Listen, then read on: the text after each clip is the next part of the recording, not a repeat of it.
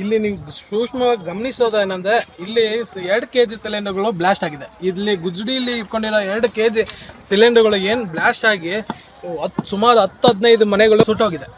ಇಲ್ಲಿ ನೀವು ಗಮನಿಸಬೇಕಾಗಿರೋದು 2 kg ಸಿಲಿಂಡರ್ಗಳು ಇಲ್ಲಿ ತಂದು ರಿಫಿಲಿಂಗ್ ಮಾಡಿ ಹೊರಗಡೆ ಮಾರಾಟ ಮಾಡ್ತಾ ಇದ್ದು ಅಂತ ಮೇಲ್ನೋಟಕ್ಕೆ ಕಂಡು ಬರ್ತಾ ಇದೆ. ಆದರೆ ಇದಕ್ಕೆ ಸಂಬಂಧಪಟ್ಟ ಇಲಾಖೆಗಳು ಇದನ್ನು ಪರಿಶೀಲಿಸಬೇಕು. ಮತ್ತು ಎಲ್ಲೆಲ್ಲಿ 2 kg ಸಿಲಿಂಡರ್ಗಳು ಇದು ಯಾವುದೇ ರಿಫಿಲಿಂಗ್ ಪಾಯಿಂಟ್ ಇಲ್ಲ, ಯಾವುದೇ ಕಂಪ್ನಿ ಇಲ್ಲ. 2 kgಗಳು ಈ ಮಾರ್ವಾಡಿ ಅಂಗಡಿಗಳಾಗಿರ್ಬೋದು, ನಮ್ಮ ಯಾವುದೇ ಸಣ್ಣ ಮಳಿಗೆ ಅಂಗಡಿಗಳಲ್ಲೆಲ್ಲ 2 kg ಸಿಲಿಂಡರ್ಗಳು ಮಾರಾಟ ಮಾಡ್ತಿದ್ದಾರೆ.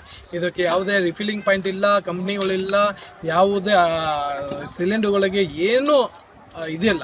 ಅಂಥ ಸಿಲಿಂಡರ್ಗಳು ಮಾರ್ಕೆಟಿಂದ ತಂದು ಅವರೇ ರಿಫಿಲಿಂಗ್ ಮಾಡಿ ಬಡವರಿಗೆ ಅದನ್ನು 400-500 ರೂಪಾಯಿ ಮಾಡ್ತಾ ಇದ್ದಾರೆ. ಯಾವುದೇ ಸೇಫ್ಟಿ ಇಲ್ಲ ಆ ಸಿಲಿಂಡರ್ಗಳಿಗೆ. ಇದ್ರ ಬಗ್ಗೆ ನಾವು ಸುಮಾರು ಒಂದು 4-5 ತಿಂಗಳಿಂದ ಎಲ್ಲ ಕಡೆ ಅರಿವು ಮೂಡಿಸ್ತಾ ಇದ್ದೀವಿ. ಮಾರಾಟ ಮಾಡಬಾರ್ದು, ಇದನ್ನು ಎಲ್ಲೂ ಸಿಲಿಂಡರ್ಗಳು ಇಕ್ಬಾರ್ದು ಅಂತ ಅರಿವು ಮೂಡಿಸ್ತಾ ಇದ್ದೀವಿ.